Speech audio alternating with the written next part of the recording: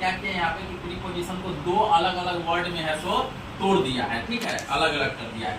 यहाँ पे देखिएगा प्री, प्री का मतलब क्या होता है पहले, और उसका क्या है पोजीशन, मतलब प्री और पोजीशन दो वर्ड से मिलके ये बना हुआ है प्री पोजीशन। पोजीशन का मतलब स्थान या स्थिति आप उसको कह सकते हैं, ठीक है।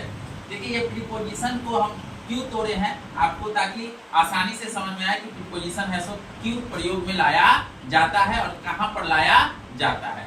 तो देखिए यहाँ पे लिखा हुआ है कि प्रीपोजिशन इज अ वर्ड, मतलब प्रीपोजिशन एक शब्द है, वर्ड यूज बिफोर और नाउन और प्रोनाउन, जो है सो ठीक है किसके पहले, नाउन और प्रोनाउन के पहले यूज किया जाता है।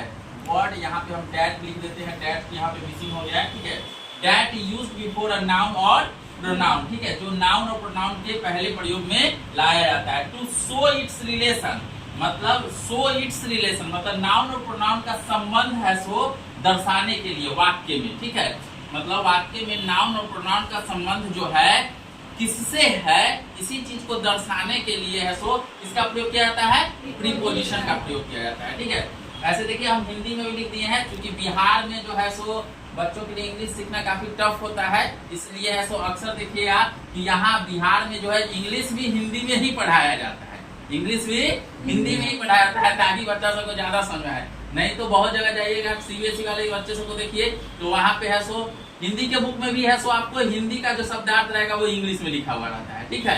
लेकिन अपने बिहार के बच्चों के लिए थोड़ा परेशानी खड़ा हो जाता है इंग्लिश में, इसलिए उसको हिंदी में भी समझाया जाता है। देखिएगा प्रीपोजिशन एक ऐसा वर्ड है जो नाउन और प्रोनाउन के पहले प्रयुक्त होकर नाउन और प्रोनाउन का संबंध किससे दर्शाता है, सेंटेंस के अन्य शब्दों से दर्शाता है या दिखलाता है। अब देखिए कैसे, एग्जाम्पल से आपका कॉन्सेप्ट क्लियर होगा इसका कि कैसे। यहाँ पे देखिएगा, देखिए लिखा हुआ है the book is on the table ना, आप देख सकते हैं यहाँ पे एक नाउन यहाँ ये भी है और एक नाउन यहाँ भी है, ठीक है। तो ये दोनों नाउन के बीच में किस प्रकार का संबंध है इसी को दर्शाने का काम कौन कर रहा है, ऑन कर रहा है, ठीक है।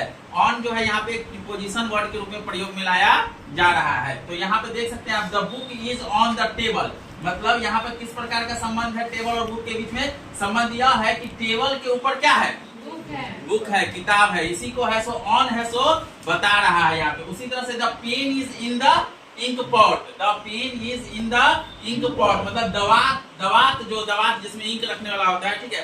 तो दवात के अंदर क्या है, पेन है, मतलब उसके अंदर रखा हुआ है, दवात के भीतर, भीतर जैसे इन का प्रयोग यहाँ पर देख सकते हैं भीतर के, भीतर के रूप में हुआ है, ठीक है।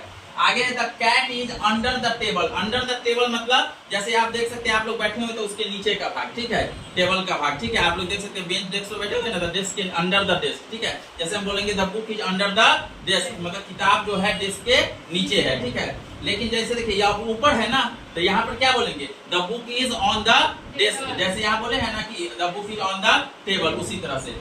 लेकिन यहाँ पे नीचे है तो अंडर का प्रयोग हुआ, मतलब अंडर वर्ड बता रहा है यहाँ पे कैट और टेबल के बीच के संबंध को, ठीक है। उसी तरह the book is between the inkpot and the chair, between यहाँ पे है सो बुक का रिलेशन किससे बता रहा है, इंकपॉट और चेयर से, मतलब ये बिटवीन से पता चल रहा है कि बुक जो है किसके बीच में है, इंकपॉट और चेयर के बीच में, ठीक है। उसी तरह से the boy is behind the हट, ठीक है, बिहाइंड द हट मतलब झोपड़ी के पीछे, मतलब लड़का जो है कहाँ है, झोपड़ी के पीछे। यहाँ भी आप देख सकते हैं नाउन और नाउन के बीच का है सो यहाँ पे संबंध दर्शाने का काम कौन कर रहा है, बिहाइंड कर रहा है, ठीक है। तो उम्मीद है कि तुम लोगों को समझ में आ गया होगा प्रीपोजिशन के बारे में।